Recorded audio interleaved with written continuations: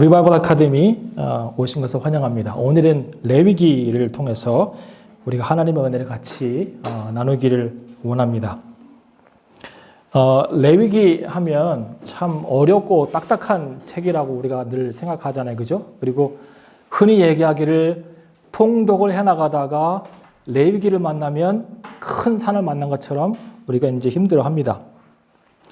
저도 레위기를 잘 모를 때는 그런 경험을 많이 했어요. 레위기가 참 어렵다. 그리고 통독하는데 이 걸림돌이라고 생각을 하잖아요. 그런데 목회를 하고 성경을 이해하고 신학을 하고 신학의 연수가 깊어지면 깊어질수록 레위기가 가장 중요한 책이 아닐까라는 생각을 하게 됩니다.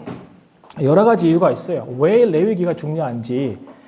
구약 중에서도 구약이잖아요. 레위기가. 그죠? 근데 우리가 신약의 복음의 은혜로 살아가고 있는 우리가 구약 중에 구약인 레위기를 왜 알아야 될까에 대해서 고민을 많이 할 수 있습니다. 그런데 아마 레위기를 다 듣고 난 다음에는 생각이 달라질 수도 있을 것이라고 생각을 합니다.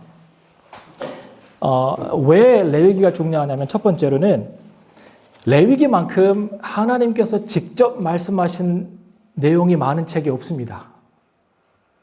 하나님께서 처음부터 마지막까지 다 얘기하셨어요. 누구를 통해서? 모세를 통해서. 틀어도 괜찮아요. 모세를 통해서. 그래서 각 단락을 시작할 때마다 하나님께서 모세에게 일러 가라사대라고 하면서 모든 세밀한 지침들을 다 말씀하십니다. 심지어는 속옷까지. 네. 레위기는 하나님께서 말씀하신 것 중에서 가장 많은 것을 담고 있는 책입니다.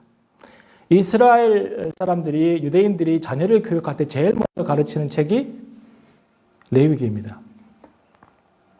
우리는 만약 성경 66권을 각 권을 읽으라고 치면, 통독 말고 각 권을 읽으라고 치면 아마 우리는 레위기를 제일 마지막에 읽을 거예요. 잘 모르니까, 어려우니까. 그런데 이스라엘 사람들은 레위기를 제일 먼저 가르쳤습니다. 아이들이 깨닫고 글을 읽고 글을 읽기 시작할 때, 쓰기 시작할 때 제일 먼저 가르친 책이 바로 레위기입니다. 신명기 6장을 한번 펴보시겠습니까? 오늘 성경을 좀 많이 찾을 텐데요.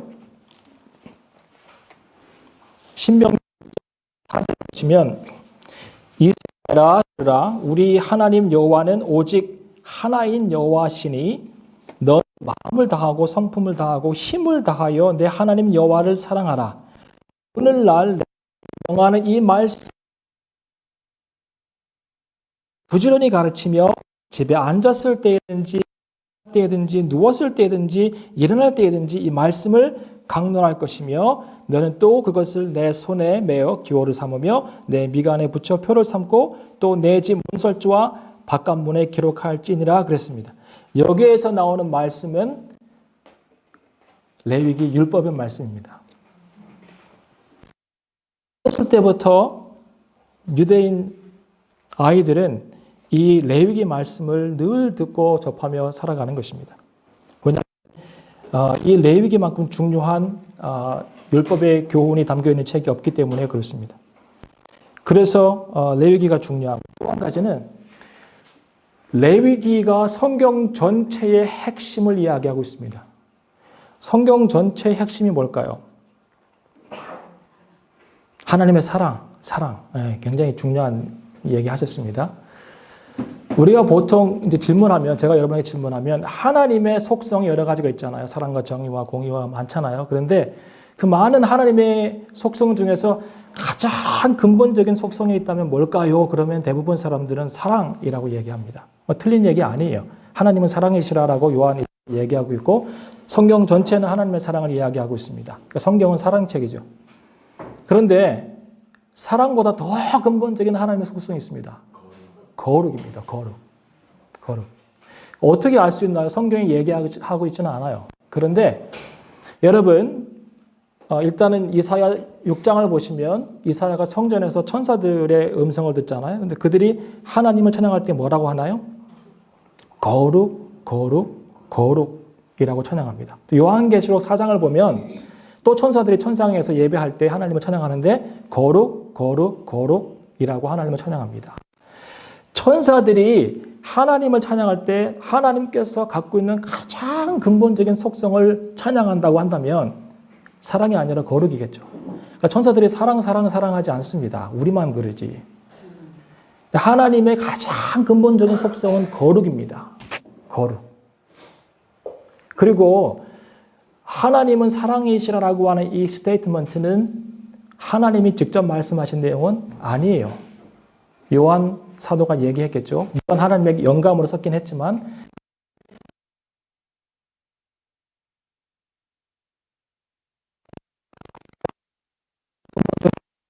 하나님 자신이 얘기하셨습니다.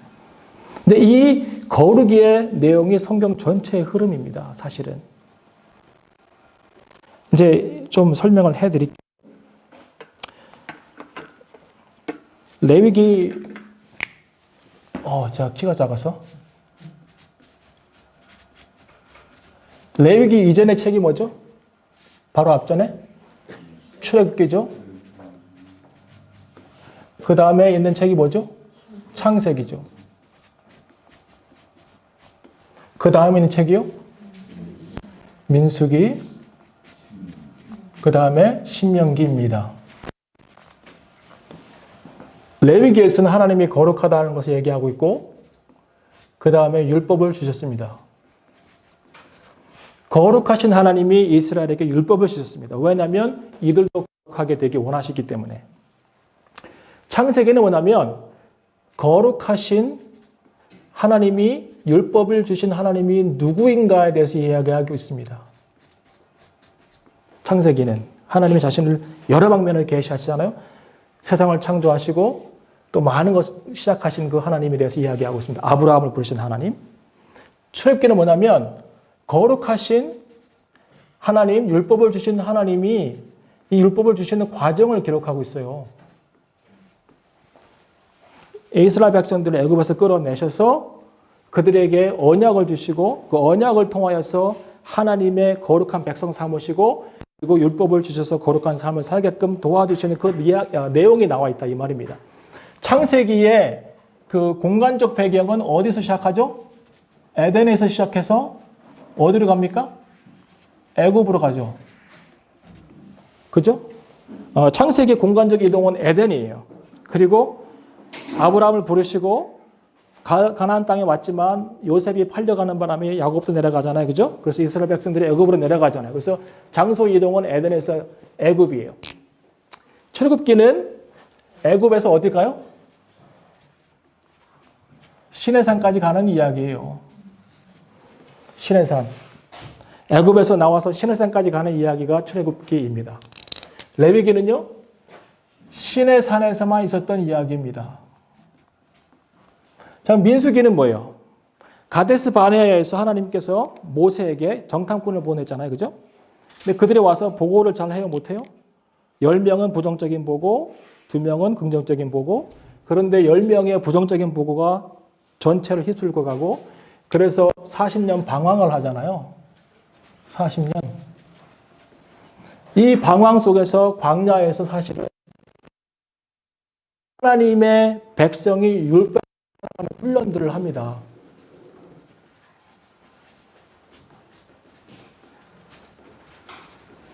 그 민수기 이야기는 율법을 받은 이후에 그 율법대로 광야에 40년 살아가는 훈련의 이야기예요. 가나안 땅 들어가기 전에. 그래서 민수기는 시내산에서 모압 평지까지 이동한 이야기가 바로 민수기 이야기고요. 신명기는 장소 이동이 없습니다. 모압 평지. 모압 평지에서 하나님이 주신 율법을 재해석하는 거예요. 모세가 3번의 설교를 통해서. 자, 그러면 이 모세 오경을 보면, 그죠? 레위기가 기준이 되어서 하나님이 누구신가, 하나님께서 율법을 주신 과정이 무엇인가, 광야에서 율법대로 사는 훈련을 받고, 그리고 가나안 땅에 들어가기 이전에 율법을 다시 한번 상기시켜주는 일을 통하여서 하나님께서 그들의 삶을 다시금 재무장시켜주시는 것, 설교를 통하여서 그 다음에 나오는 책들이 역사서예요. 역사서 몇 권입니까? 12권이죠. 그 다음에 시가서 있죠? 몇 권입니까? 5권. 그 다음에 예언서 있죠? 예언서 몇 권입니까? 17권. 5권 플러스 12권이죠. 5권은 대예언서, 12권은 소예언서. 자, 그러면 역사서는 뭐냐면 역사서는 하나님의 율법이 이들의 삶의 역사 속에서 어떻게 적용되는지를 보여주는 책들이에요. 그러니까 율법이 이스라엘 백성들 삶 가운데서 어떻게 적용되고 있는지를 보여주는 거예요. 그게 역사예요. 율법의 적용. 시가서는 뭐냐면 이스라엘 백성들이 언약 백성으로서 율법대로 살아갈 때 그들이 만난 고난과 아픔, 기쁨과 감사를 노래한 거예요. 율법대로 살아갈 때에. 예언서는 뭐예요? 율법대로 살아가지 않는 이스라엘 백성들을 향하여서 하나님께서 예언자를 통하여서 다시금 율법으로 돌아오라고 하는 선포한 내용이 바로 예언서예요. 자, 그러면 보세요. 레위기가 중심이 되어서 구약 전체에 이렇게 하나님의 율법과 거룩이라는 개념들을 전하고 있잖아요. 그죠? 특별히 예언서를 보면 이스라엘 백성들이 율법대로 살지 않을 때에 그들이 멸망해 가고 있는 이유를 분명하게 얘기하고 있습니다. 호세아서 4장을 한번 펴보실까요? 성경을 많이 찾을 때인데요.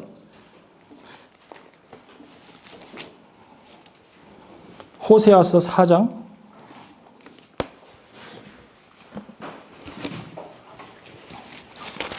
6절을 보세요. 자, 내 백성이 뭐가 없어서 망한다고요? 지식이 없어서 망하는 거예요. 무슨 지식이요? 율법에 관한 지식이 없는 거예요. 다시 말하면 어떻게 하나님을 섬기고 하나님께 나아가며 하나님과 동행하며 어떻게 하나님처럼 거룩하게 사는 지식을 잃어버린 거예요. 그래서 뭐 하는 거예요? 망하는 거예요. 여러분, 성도가 왜 망하나요? 교회가 왜 망하나요? 하나님에 대한 지식을 잃어버리면 망하는 거예요. 제가 얼마 전에 아티클 하나 읽었는데 지금 이제 코로나 바이러스 돌잖아요. 그죠? 근데 이게 지금 에피데믹에서 판데믹으로 넘어가고 있어요. 지역적인 어떤 전염병에서 대륙을 뛰어넘는 이제 전염병으로 넘어가고 있는데 교회 안에도 에피데믹이 있다고 하는 얘기를 제가 아티클로 봤어요. 이게 뭔지 아세요? 교회 안에 전염병. Biblical illiteracy. 성경에 대한 무지. 성경을 몰라요. 오바댜가 어딘지 몰라요. 오바댜 들어보셨어요? 목사님들이 천국 가면 제일 먼저 뛰어나는 분이 예수님이 아니라 오바댜래요. 왜 나 설교 안 해줬냐고. 성경을 너무 몰라요. 성경을 모르니까 하나님도 몰라요. 이스라엘 백성들이 망해가는 이유는 율법을 몰라서 하나님을 아는 지식이 없어서 망해가는 거예요. 그래서 그 호세에 보면 구구절절 그들이 왜 하나님을 떠나는지를 이야기하고 있어요. 그런데 왜 율법을 모를까요? 신명기 모세가 이스라엘 백성들이 가나안 땅에 들어가기 전에 에서 3번 설교했다고 그랬잖아요. 다시 한번 상기시켜 줬다고 그랬잖아요. 그죠? 신명기 31장을 한번 펴보세요.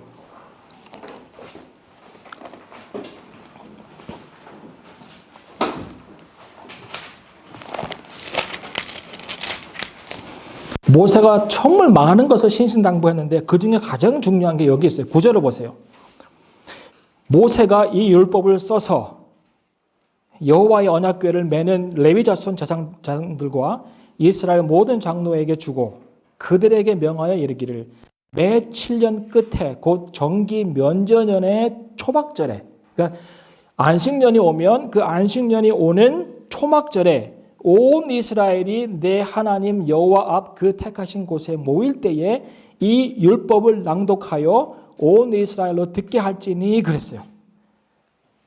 적어도 7년에 한 번은 율법을 듣는 그 구조를 하나님께서 말씀하신 거예요. 이스라엘의 그 삶 가운데 가나안 땅에 들어가면. 근데 이게 행해졌나요? 성경에서 제사장들이나 이스라엘의 리더들이 이스라엘 백성들을 모아놓고 율법을 강론한 적이 있습니까? 성경에 나오나요? 2번 있어요. 제가 알기로는. 하나는 요시야 왕이 성전을 수리하다가 제사장들이 율법 두루마리를 찾았는데 이게 뭔지 모르는 거예요, 처음에. 그 정도로 무지했어요. 그래서 그 말씀을 듣다 보니까 은혜가 되는 거예요. 그리고 왜 자기네들이 하나님을 떠났는지를 알게 되는 거예요. 그래서 백성들을 모아서 그걸 낭독합니다. 그게 첫 번째요. 두 번째, 포로에서 돌아와서 에스라가 느헤미야와 같이 성벽을 건축해 놓고 성회를 하잖아요. 수문앞 광장 부흥회. 거기에서 또 율법을 낭독해요. 그 사람들이 그 율법을 듣고는 어떻게 해요? 다들 눈물 흘리면서 울잖아요. 거기에서 자기들이 왜 포로를 갔는지에 대한 이해를 하게 되는 거예요. 아, 우리가 포로로 끌려간 이유가 여기에 있었구나. 뭐 중간중간에 있었을 수도 있어요. 그런데 성경에서 찾을 수 있는 것은 이 두 가지예요.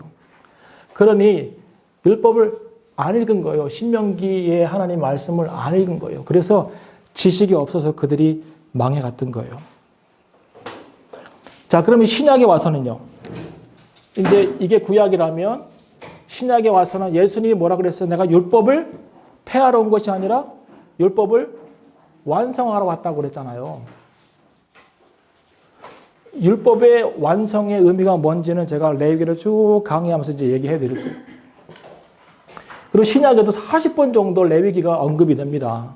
중요한 책이에요. 그리고 히브리서를 특별히 읽을 때에 이 레위기를 모르면 굉장히 어려울 수 있어요. 히브리서의 배경이 뭐냐면 유대인 그리스도인들이 예수님을 믿고 변화되어서 그리스도인으로 살아갈 때에 핍박이 있잖아요. 그런데 로마 제국에서 유대교는 그래도 인정을 해주는 종교였어요. 그런데 기독교는 이단 시대였잖아요. 그래서 기독교에 있으면 핍박을 받고 유대인으로 남아있으면 핍박을 안 받는 거예요.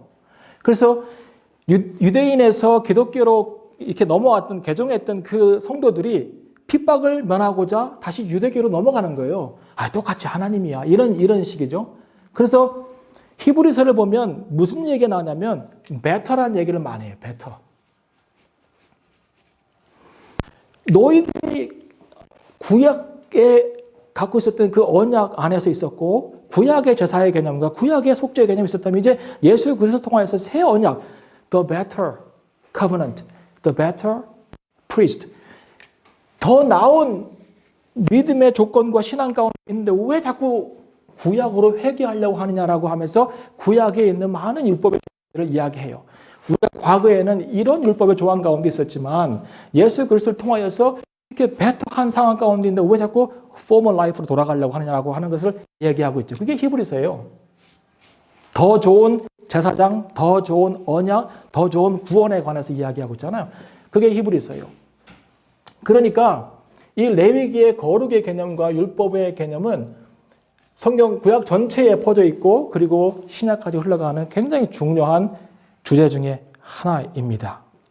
근데 이것을 이해를 못한다면 레위기에 대한 평가가 굉장히 평가절하되겠죠.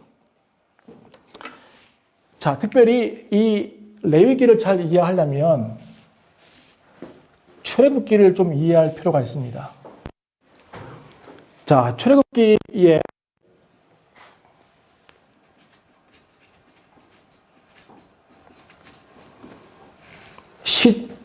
첫 번째 큰 주제가 있다면 탈출이죠. 탈출. 탈출은 어떻게 보면 구원이고 부르심이죠. 하나님의 불러내심이죠. 여러분, 하나님께서 이스라엘 백성들을 그 애굽 가운데서 불러내신 이유가 뭘까요? 그들을 왜 불러내셨을까요? 그들에게 자유를 주시려고요? 맞습니다. 근데 더 근본적인 이유가 있습니다. 출애굽기 8장 1절을 한번 펴보시기 바랍니다.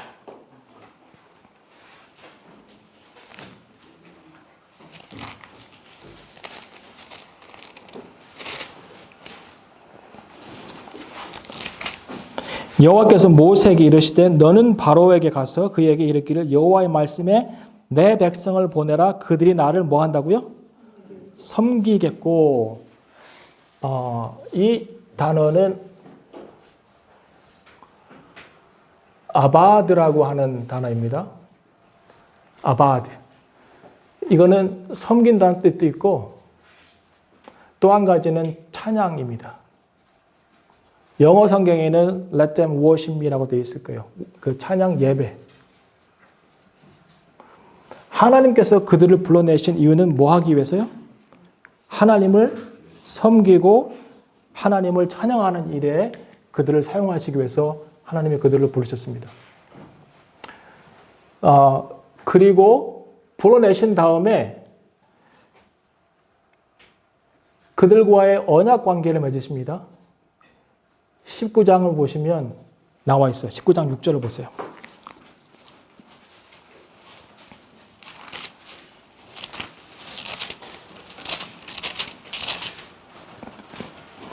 (19장 6절에) 보시면 너희가 내게 대하여 제사장 나라가 되고 거룩한 백성이 되겠다.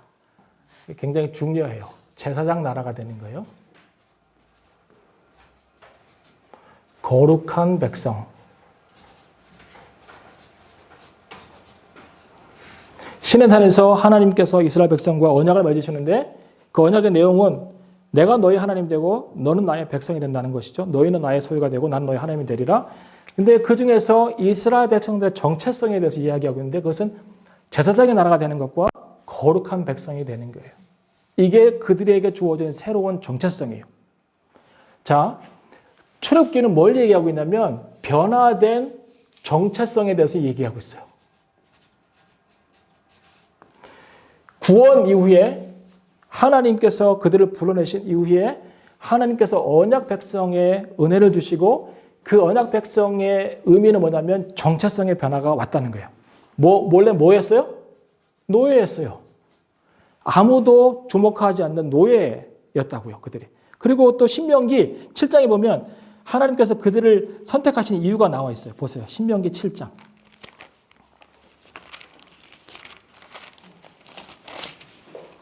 7장 6절에 보면 너는 여호와 내 하나님의 성민이라. 내 하나님 여호와께서 지상 만민 중에서 너를 자기 기업의 백성으로 택하셨나니 이유가 뭐냐면 여호와께서 너희를 기뻐하시고 너희를 택하심은 너희가 다른 민족보다 수요가 많은 연고가 아니라 너희는 모든 민족 중에 가장 적으니라. 가장 적은 거예요.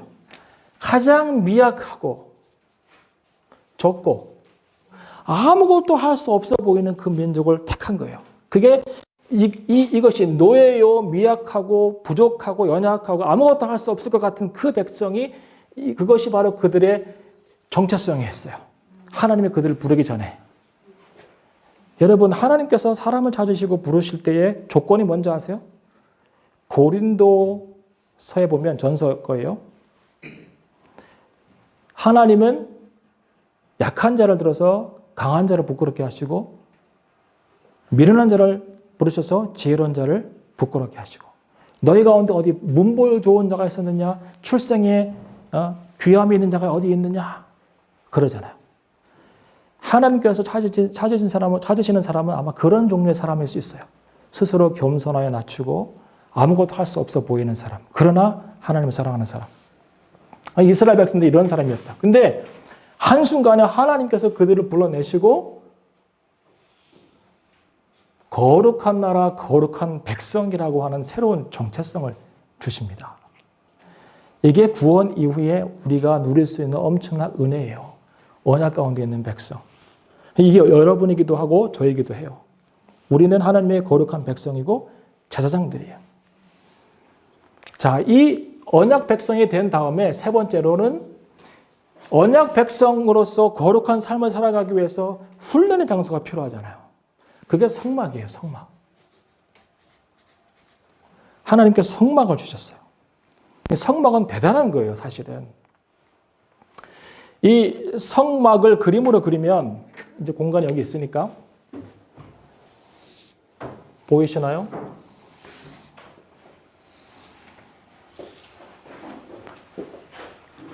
여기가 입구예요. 항상 입구가 동쪽이에요. 성막은 동. 이쪽 끝이 서예요. 그리고 텐트가 있죠, 이렇게.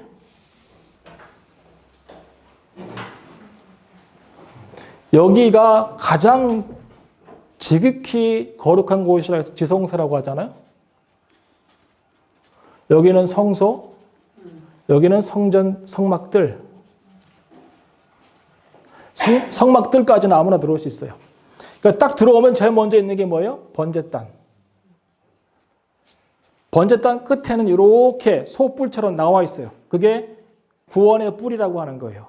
누구든지 범죄하여 달려와서 그 뿔을 잡으면 살 수 있어요. 번제단을 지나면 물두멍이 있어요. 예, 이 물두멍은 뭐로 만들어졌냐면 동으로 만들어졌어요. 근데 무슨 동으로 만드냐면 여인들의 청동 거울로 만들어졌어요. 모세가 성막을 만들기 위해서 많은 것들 수집할 때에 특별히 여인들이 자기네들의 미를 포기하고 그 거울을 헌납해서 헌물로 드려서 이 물두멍을 만들었어요. 번제단은 제사가 드려지는 곳이고 물두멍은 제사장들이 손 씻는 곳이에요. 들어가면 왼쪽으로는 7 촛대가 있고요. 여기에는 떡상이 있고요. 여기는 향로가 있어요. 다 예수 그리스도 상징이기도 해요. 들어가면 여기에 법궤가 있어요. 근데 법궤를 좀 더 자세하게 설명할 필요가 있어요. 왜냐하면 이 성막의 역할을 이야기하기 위해서. 자, 법궤를 보면 밑에는 그냥 박스고요. 법궤 뚜껑이 있고요. 그 뚜껑 위에는 이렇게 천사가, 제가 그림을 잘 못 그려요. 천사 둘이 이렇게 날개 고개를 숙이고 있는 것이 있어요. 여기 밑에가 여기가 그냥 언약궤라고 하는 것이고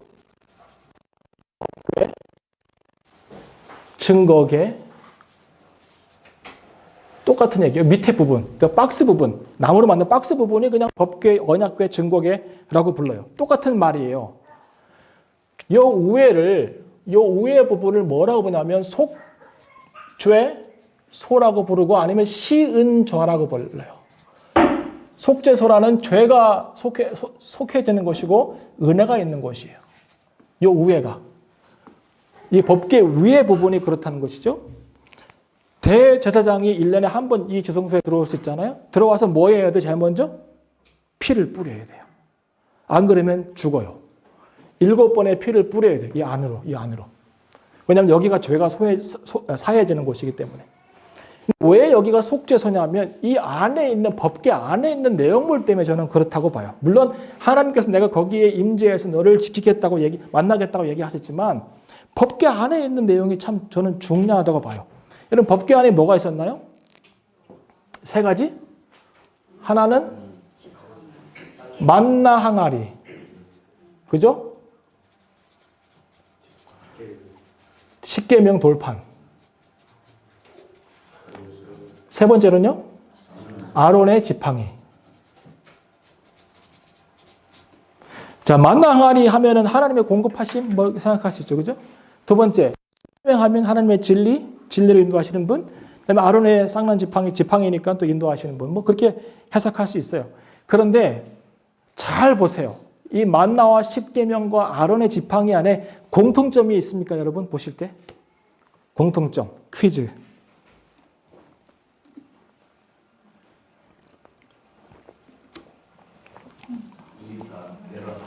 네? 다 위에서 내려온 거예요. 아론의 지팡이는 아닌데요.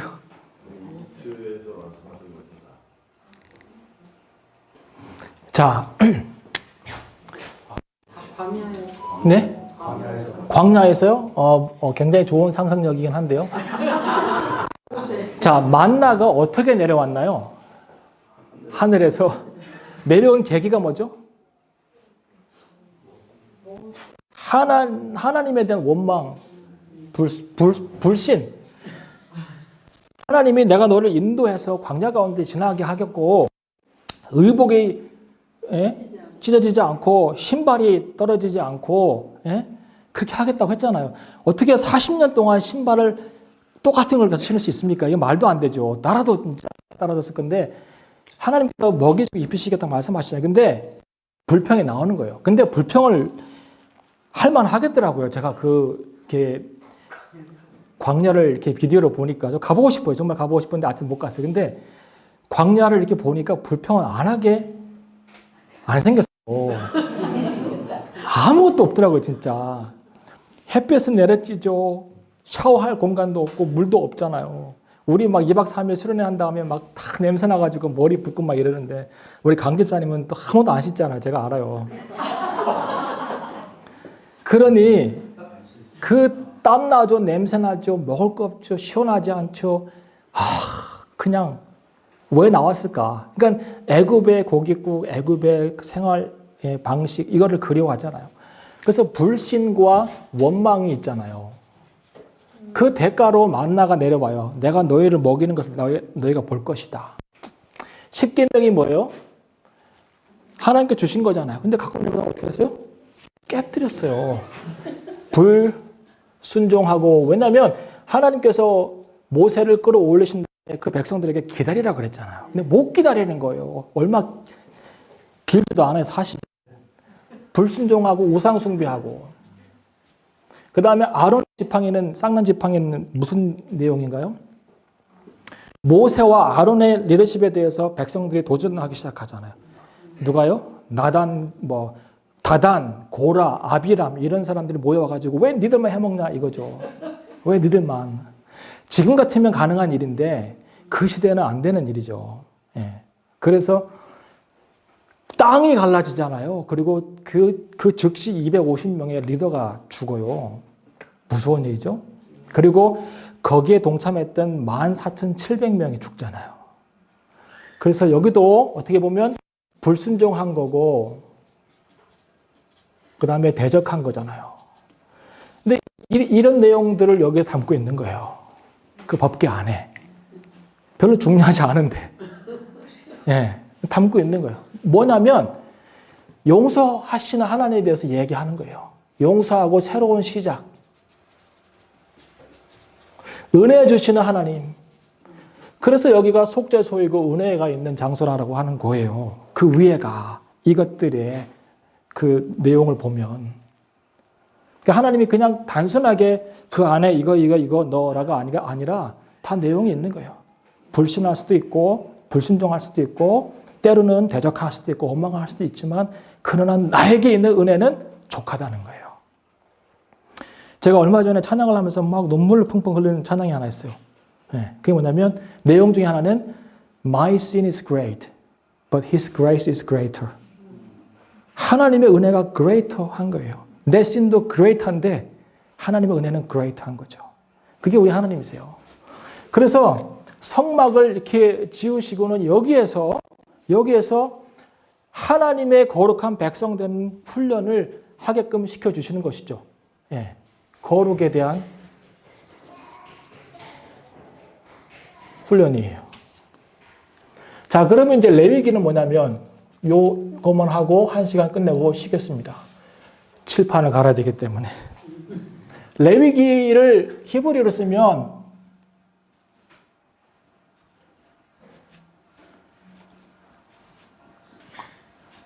바이크라예요. 바이크라. 이렇게 읽는 건 아시죠? 예? 히브리서 이렇게 읽어요. 히브리어. 바이크라예요. 이게 뭐냐면 그리고 그가 부르셨다요. 그가 부르셨다. 이스라엘 그 출애굽기의 첫 번째 큰 주제가 뭐냐면 구원과 부르심이에요. 맞아떨어지죠, 그죠? 부르셨다. 하나님께서 그를 부르신 거예요. 근데 여러분 부르심의 목적이 아까 섬김과 예배와 찬양이라 그랬잖아요. 그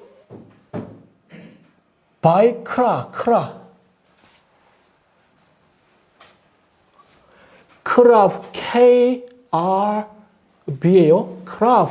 크라브라고 하는 히브리 단어에 큰 두 가지, 지금 요거 얘기하고 있는 거예요. 바이크라일 때 그 안에 있는 가장 중요한 어근 크라브. 카라브라고 하는 단어가 있고요. 하나는 코르반. 카라브라고 하는 단어는 가까이 가다예요. 코르반은 뭐예요? 고르반은 알죠? 네, 드렸다, 드리다. 부모님을 섬겨야 되는데 하나님께 코르반 했다고 하고 안 섬기는 그 얘기를 하시지 않습니까? 신학관계. 그거예요. 자, 보세요. 하나님께서 우리를 부르신 이유는 가까이 나아가서 우리를 드리는 게 하나님께서 우리를 부르신 이유예요. 그게 섬김이고 그게 예배예요. 여러분, 예배가 그냥 1시간 드리는 그 1시간의 형식적인 그런 포맷이라고 생각하면 안 돼요. 그건 가장 기본적인 형식이고, 예배라고 하는 것은, 하나님을 섬긴다고 하는 것은 하나님께 가까이 나아가서 내 삶을 드리는 거예요. 마치 로마서 12장 1절에 너희 몸을 거룩한 산 제사로 드리라. 그것이 너희가 드릴 영적 예배니라. 라고 했던 것처럼. 자, 하나님의 일이 뭘까요? 우리 섬긴다고 할 때, 그러면 이제 우리 일을 생각하잖아요. 그럼 일이 뭐예요? 하나님의 일이 뭐예요, 여러분? 요한복음 6장 29절을 한번 누가 읽어주세요. 요한복음 6장 29절.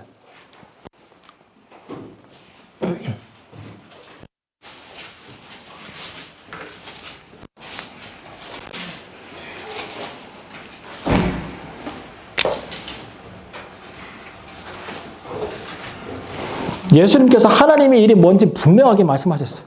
뭐예요? 하나님의 일은 나를 보내신 하나님을 믿는 게 일이에요. 일은 뭐냐면 믿는 거예요. 섬김은 뭐냐면, 하나님을 섬기는 건, 하나님을 예배하는 거냐면 하나님께로 가까이 나아가는 거예요. 그리고 가까이 나아가서 나를 드리는 거예요. 그런데 문제가 뭐냐면, 구약에서는 가까이 나아갈 때, 하나님의 거룩 앞에 가까이 나아갈 때 내가 부정하면 어떻게 돼요? 죽어요. 여러분, 제사장들이 1년에 한 번, 두 번 반차에 따라서 성전에 올라가서, 평상시에는 자기 고을에 살다가 고을에서 이제 그 지역의 제사장으로 있다가 뭐 할 일이 많아요, 거기서도요. 그런데 지역에 있다가 1년에 한두 번 반차에 따라서 예루살렘 올라가가지고 거기서 봉사하잖아. 일정 기간 동안 봉사하고 내려가잖아요. 그게 선한 사마리안 이야기를 보면 제사장이 예루살렘에서 내려가잖아요. 여리고로. 이제 자기 봉사가 끝나고 내려가는 거예요. 그러니까 내려갈 때는 피 흘리는 사람 줘도 괜찮아요. 부정해도 돼, 이제 조금. 왜냐하면 제사가 끝나고 돌아가는 거니까. 근데도 안 도와줬어요. 올라가는 길이라면 내가 해야 될 제사가 있는데 만지면 안 되지 이렇게 하고, 혹시라도 하나님에 대한 개념이 너무 커가지고 안 할 수도 있지만, 내려가는 길이었기 때문에 괜찮은데, 하여튼 왜 그 얘기했죠, 제가?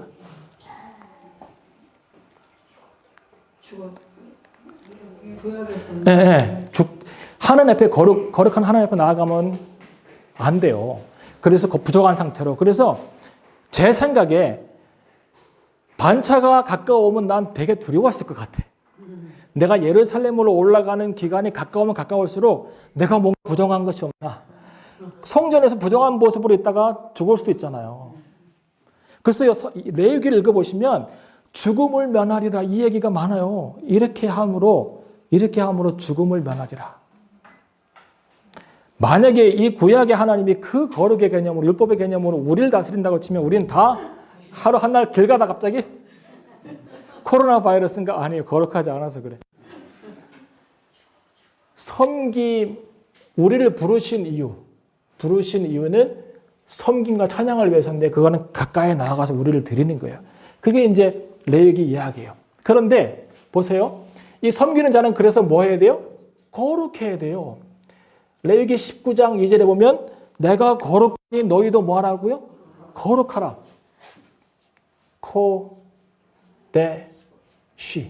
코데시. 이게 거룩이라고 하는 단어예요. 거룩. 이 거룩이라는 단어 뭐냐면 구별되다. 다 아시죠? 구별되다. 분리되는 거예요. 뭐에서요? 뭐와 뭐 사이에서? 클린과 언클린 사이에서 그 다음에 퓨어하고 인퓨어한 것 사이에서 깨끗한 것, 깨끗하지 않은 것, 정결한 것과 정결하지 않은 것 사이에서 나를 구별해서 내가 스스로 그걸 지켜나가야 되는 거예요. 여러분, 고린도서에서 바울이 그랬잖아요. 모든 것이 가하나 모든 것이 유익한 것은 아니에요. Everything is permissible, but not everything is edifiable. 그러잖아요. 우리가 모든 걸 선택할 수 있어요. 일상생활 속에서. 이것도 선택할 수 있고 저것도 선택할 수 있어요. 그런데 다 거룩한 건 아니고 다 깨끗한 건 아니고 다 피오한 건 아니에요. 우리가 스스로 알아요. 왜냐하면 성령이 내주하셔서 성령께서 말씀하실 때도 있고 성령 기록되어 있기도 하고 성경이 다 기록할 수는 없잖아요. 어떤 게 거룩하고 어떤 게 부정한지에 대해서. 우리가 성령의 인도하심과 그분의 도우심으로 알 수 있다고요.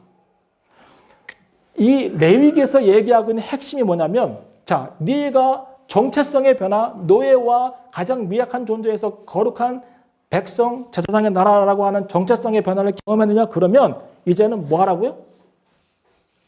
가치관의 변화를 경험하라는 거예요. 가치관의 변화. 가치관이 뭐예요? 가치관이 밸류 시스템이에요. 밸류 시스템. 밸류 시스템, 내가 오늘 선택을 왜 하죠? 내가 이걸 왜 선택하죠? 이 둘 중에서 뭘 선택하죠? 내가 이거 선택했어요. 왜 이걸 선택했죠? 이게 더 가치 있어 보이는 거예요. 예. 선택은 내가 갖고 있는 가치에서 결정되는 거예요. 자, 내가 퓨어한 것과 인퓨어한 것, 그 다음에 클린한 것과 언클린한 것 사이에서 가치관이 있어요. 그 가치대로 선택해 나가는 거예요. 가치관이 바뀌지 않으면 거룩한 백성으로 살 수 없어요. 우리가 문제가 뭐냐면 우리 한국 기독교도 그렇고 모든 기독교인들의 문제가 뭐냐면 이 정체성의 변화는 분명해요. 나는 예수 그리스도 만났고 그분의 자녀이고 언약 백성이고 교회 나가고 헌신하고 봉사하고 다 얘기하는데 가치관의 변화에 대해서는 천국 가치를 갖고 살아가자고 얘기할 때에 과연 우리가 그럴까에 대해서 생각을 많이 해봐요. 큰 도전이에요. 이 큰 도전을 뭐가 하고 있는 걸? 레위기가 하고 있는 거 우리한테. 부르심을 입었어요. 거룩한 백성으로 살라고 하는 요구가 있어요. 근데 그것은 가치관의 변화를 통해서만 오는 거예요. 거룩이 뭐 기도 많이 하고 다 그것도 거룩한 거예요. 기도 많이 하고 말씀 읽고 종교생활 열심히 하고 교회 봉사 열심히 하고 다 거룩의 한 방편인데 더 중요한 것은 내 삶 가운데 분명하게 일어난 가치관의 변화가 있어야 돼요. 이 세상의 풍속을 쫓지 않고 하나님의 거룩한 것을 쫓아가는 그 가치관의 변화가 반드시 있어야 돼요. 그래야 거룩한 백성이 된 거예요. 그렇지 않으면 어려운 거죠.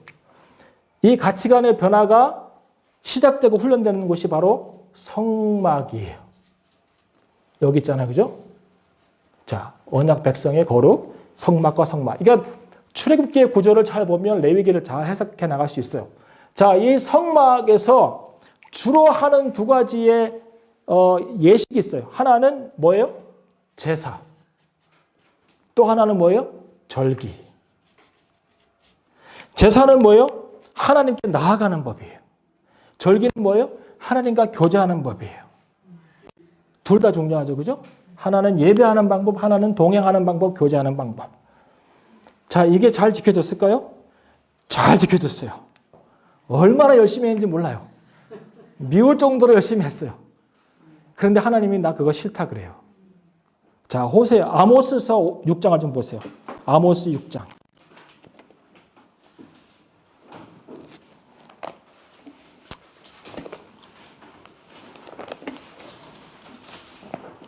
아모스 6장 21절.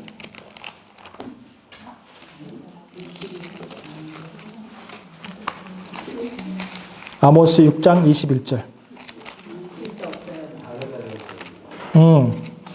제가 아모스 5장. 예, 5장 21절.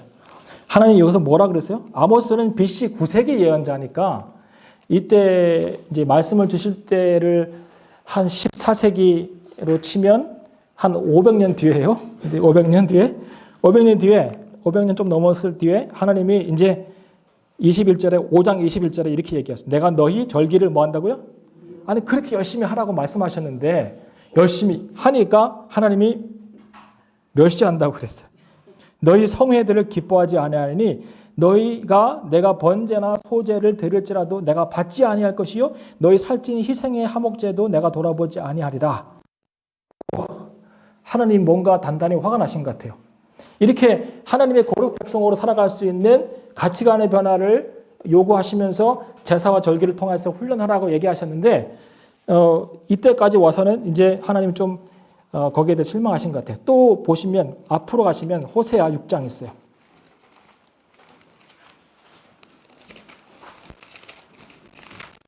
호세아 6장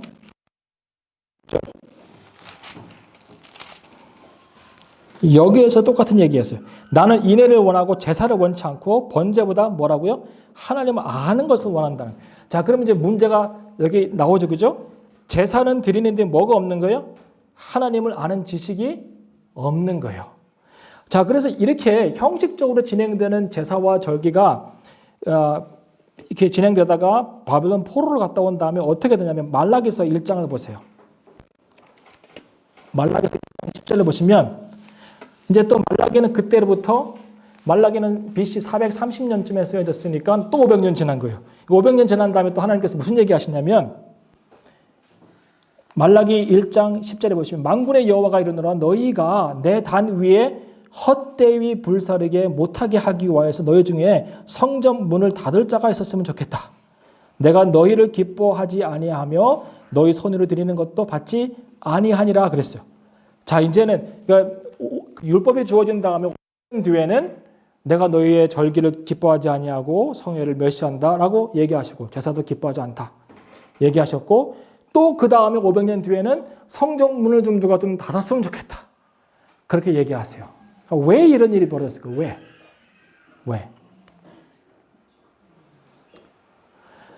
그 해답이 어디에 있냐면 시편 50편에 있어요. 시편 50편을 찾아보시죠. 시편 50편 먼저 7절을 보세요. 4절부터 보시면 하나님이 그 백성을 판단하시려고 판단은 이제 심판하시는 거예요. 윗하늘과 아래 땅에 반포하여. 자, 하나님이 백성을 심판하시기 위해서 윗하늘과 아래 땅을 부르시는 거예요. 왜냐고요? 증인들이에요. 하늘과 땅은 증인이에요. 역사 이래 하나님께서 천지를 창조하신 이후에 인간들이 하는 모든 걸 다 봤어요. 하늘과 땅은. 그래서 이사야 1장도 하늘아 들으라 땅이여 귀를 기울이라 하면서 하나님께서 예언을 선포하세요. 왜냐하면 그들이 증인이 필요하니까. 근데 왜 하늘과 땅이에요? 두 증인이 필요하니까 율법 안에서는. 그래서 보면 예수님이 백보자 심판하실 때 그때도 하늘과 땅이 와 있어요. 백보자 심판 마지막 심판하실 때. 근데 그때는 하늘과 땅이 거기에 못 있고 도망가요. 성경을 요한계시록 보시면. 왜 그런지 아세요? 그 백보자 심판에 나타나신 예수 그리스도의 위엄이 너무 강력하기 때문에 하늘과 땅도 그 앞에 설 수 없는 거예요. 놀랍죠? 그래서 이 시편 50편은 하나님의 심판이 있는 거예요. 하늘과 땅을 모으시고 이제 5절을 보시면 이르시되 나도 나의 성도를 내 앞에 모으라. 곧 제사로 나와 언약한 자니라. 자, 성도의 아이덴티티가 여기 있어요. 제사로 나와 언약한 자들이에요. 하늘이 그 공의를 선포하리니 하나님 그는 심판장이심이니라. 7절 내 백성아 들을지어다. 내가 말하리라. 이스라엘아 내가 내게 증거하리라. 나는 하나님 곧 내 하나님이로다. 내가 너의 재물을 인하여 너를 책망하지 아니하리니 내 번제가 항상 내 앞에 있었다. 보세요. 이스라엘 백성들이 제사를 드리는 거, 절기를 지키는 건 항상 했어요. 왜냐하면 하나님께서 증인이 되셔서 말씀하시니까 내가 너희를 제사로는 절기로는 책망하지 않겠다는 거예요. 너무 열심히 했다는 거예요. 너무 열심히. 예, 정말 열심히 했어요. 예, 매번 모일 때마다 잘했어요. 그런데 보세요. 22절을 보세요. 하나님을 잃어버린 너희여 이제 이를 생각하라. 그렇지 않으면 내가 너희를 찢으리니 건질 자가 없으리로다. 이게 뭐예요? 자, 500년, 1000년이 지나가도 제사와 절기는 꾸준하게 지켰어요. 포로로 끌려갈 때 빼고는. 그런데 그들이 하나님을 망각했어요. 종교적 행위는 있는데 하나님에 대한 기억은, 율법은, 그를 존경하는 것은, 그를 사랑하는 것은, 그의 거룩을 닮아가려고 하는 노력은 없어요. 그러니까 예언자들이 하는 얘기가 뭐냐면, 아모스는 사회 정의를 얘기하잖아요. 너희가 이중적인 저울을 사용해서 부당한 이익을 취하고 가난한 자를 멸시하고 상하 침대에 자는 것이 옳으냐 이 말이죠. 제사를 드리면서. 호세아, 하나님의 지식이 없는 너희가 하나님 백성이냐고 계속 얘기하잖아요. 그리고 미가서를 한번 보세요. 미가서 6장. 요나, 미가서 6장 6절을 보세요. 미가서 6장 6절. 내가 무엇을 가지고 여호와 앞에 나아가며 높으신 하나님께 경배할까? 내가 번제물 1년 된 송아지를 가지고 그 앞에 나아갈까? 여호와께서 천천의 수양의 만만의 강수 같은 기름을 기뻐하실까? 이건 뭐예요? 많은 걸 드리면 좋아하실까? 이 말이잖아요. 그죠? 내 허물을 위하여 내 마다들을, 내 영혼의 죄를 위하여 내 몸의 열매를 드릴까? 나를 드리는 것, 내 마다들을 드리는 것, 귀한 것 드리는 것이죠. 많은 것 드리면 기뻐하실까? 아니면 귀한 것 드리면 기뻐하실까? 근데 8절 보세요. 사람아, 그게 아니라는 거예요. 사람아, 주께서 선한 것이 무엇임을 내게 보이셨나니, 그래서 내게 것은 제사와 절기의 형식도 중요하지만 오직 공의를 행하며 인자를 사랑하며 겸손히 내 하나님과 함께 동행하는 것이 아니냐라고 미가서가 얘기하고 있는 거예요. 아모스, 이사야, 호세아, 미가는 동시대에 예언한 사람이에요. 호세아와 아모스는 북쪽에서, 이사야와 미가는 남쪽에서 BC 9세기 때 예언했던 사람이에요. 근데 미가가 제일 나중에 예언했던 사람이거든요. 세 사람의 이 세 선지자의 이야기를 다 종합해서 지금 결론적으로 얘기하고 있는 거예요. 이스라엘 백성들아, 너에게 필요한 것은 제사와 절기의 형식도 중요하지만, 그러나 더 중요한 것은 하나님을 아는 지식이고 그분과 동행하는 것이다 라고 하는 걸 이야기하는 것이죠. 거룩한 백성의 삶의 길을 열어주셨는데 그 길을 온전히 걷지 못하고 거룩한 백성으로 서지 못해서 결국은 또 포로로 끌려가고 그런 일들을 경험하게 됩니다. 이것이 레위기의 아주 기본적인 개론적인 거예요. 개론. 오늘 첫 번째 시간은 개론이에요. 이게 개론이에요. 네. 이제 한번 쉬고 그리고 두 번째 강의를 시작하겠습니다.